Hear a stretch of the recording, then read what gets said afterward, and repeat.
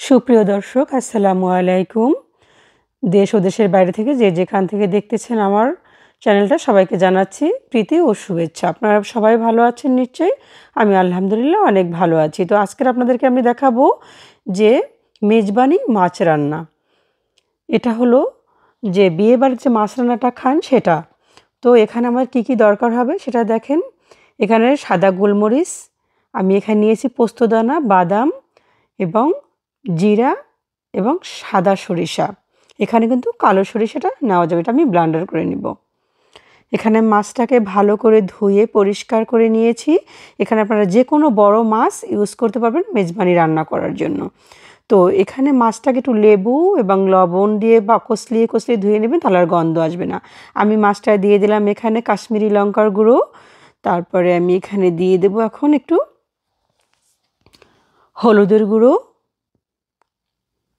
আমি দিয়ে দেব এখানে একটু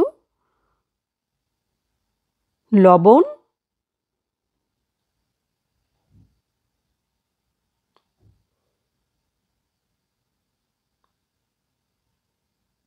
আমি দিয়ে দেবো এখানে অল্প পরিমাণে সরিষার তেল।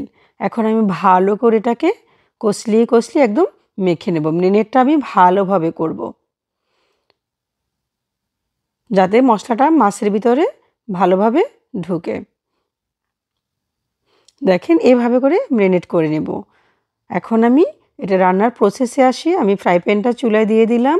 ফ্রাই প্যানটা গরম হয়ে গেলে আমি সরিষার তেল ইউজ করতে হবে, কিন্তু এখানে মেজবানি মাছ রান্নার জন্য সরিষার তেলটা ইউজ করতে হয়। আমি মাছগুলো এক এক করে দিয়ে মাছগুলো আমি ভেজে নেব।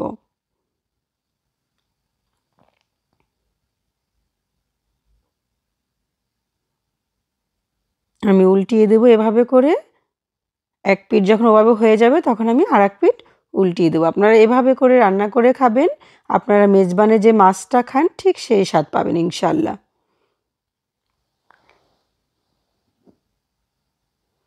এখন আমি এটারে উঠিয়ে নিব।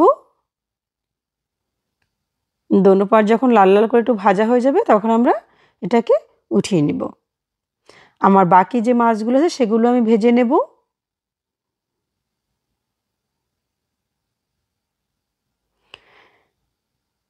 আমার ভাজা হয়ে গেছে বাকি মাছগুলো, আমি উঠিয়ে নিলাম।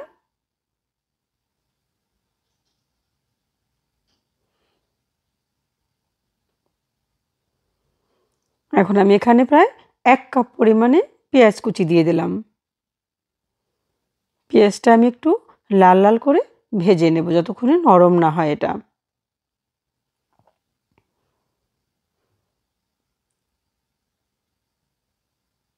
আমি আর একটু সরিষার তেল দিয়ে দিলাম। তেলটা একটু কম মনে হচ্ছে, তেলটা আপনার পরিমাণ মতো দিয়ে দেবেন। আমি দিয়ে দিলাম 3টে শুকনা মরিচ, 4টা শুকনা মরিচ দিয়ে দিলাম আমি এখানে। আমি দিয়ে দিলাম এখানে 6-7 কোয়া আস্ত রসুন। আপনারা প্রত্যেকটা জিনিস একটু এভাবে খেয়াল করে রান্না করবেন, ঠিক এভাবে। আমি দিয়ে দিলাম এখানে প্রায় 1 কাপ পরিমাণে আমি পেঁয়াজ বাটা দিয়ে দিচ্ছি এখানে কিন্তু। গ্রেভিটা ঘন হওয়ার জন্য পেঁয়াজটা আমাকে ইউজ করতে হবে। দিয়ে দিলাম রসুন বাটা 1 চামচ, আদা বাটা 1 চামচ। এটা ভালো করে কষিয়ে নেব। আমি দিয়ে দিলাম 1 চামচ হলুদের গুঁড়ো, 1 চামচ মরিচের গুঁড়ো, মরিচটা আপনাদের পরিমাণ মতো, ধনিয়ার গুঁড়ো 1/2 চামচ।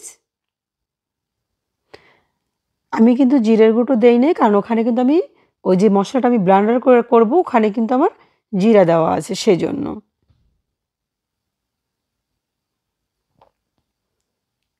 আমি দিয়ে দিলাম পরিমাণ মতন লবণ। লবণ এবং মরিচটা এটা আপনারা আপনাদের পরিমাণ মতো দিবেন।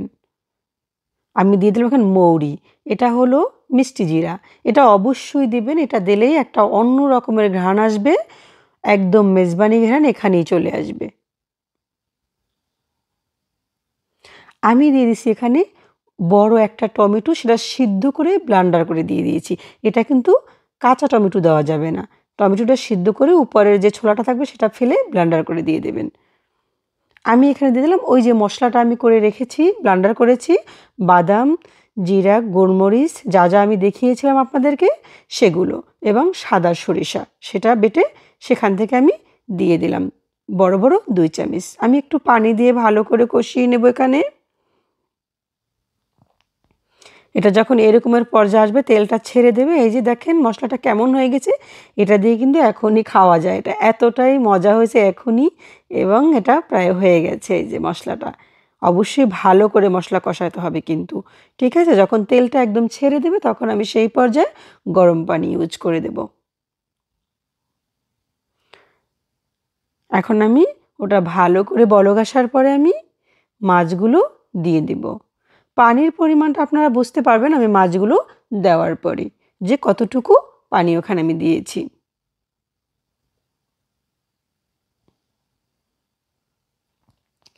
এই যে দেখেন, এইভাবে হবে। এই যে মাছগুলো একটু দেখা দেখা যাবে। এখন আমি ঢাকনা দিয়ে ঢেকে রাখবো 5 মিনিট। ফিরে আসলাম 5 মিনিট পর। দেখেন আমার মাছগুলো কেমন হয়ে গেছে। এই যে দেখেন, আমি একটু করে এখানে গরম মসলা দিয়ে দিলাম 1 চামচ। নামাবার আগে একটু গরম মসলা দিয়ে আমি ঢেকে রাখবো আবার 5 মিনিট। ফিরে আসলাম 5 মিনিট পরে। দেখেন আমার মাছ টোটাল আমার 12 মিনিট লেগেছে এই মাছটা রান্না করতে, ঝোলে দেওয়ার পরে। এই যে আমার হয়ে গেছে দেখেন রান্না, একদম মাখো মাখো মেজবানি মাছ রান্না আমার হয়ে গেছে, খুবই সুস্বাদু। আপনারা এভাবে সহজভাবে ট্রাই করবেন, দেখবেন আপনাদের রান্না আমার মতন হবে ইনশাআল্লাহ। এই যে দেখেন, খুবই মজাদার, খুবই সহজভাবে একদম মেজবানি মাছ এভাবে রান্না করা হয় সেখানে। তো আপনারা অনেক কষ্ট করে আমার সাথে দেখছেন, এভাবে এতক্ষণ আমার সাথে থাকার জন্য আপনাদেরকে অনেক ধন্যবাদ। আপনারাও ট্রাই করবেন, তাহলে আপনারাও এভাবে হবে, আপনারাও পারবেন। তো ভালো থাকেন আপনারা। আবার দেখা হবে অন্য কোনো সময় অন্য কোনো মজার রেসিপি নিয়ে। আল্লাহ হাফেজ।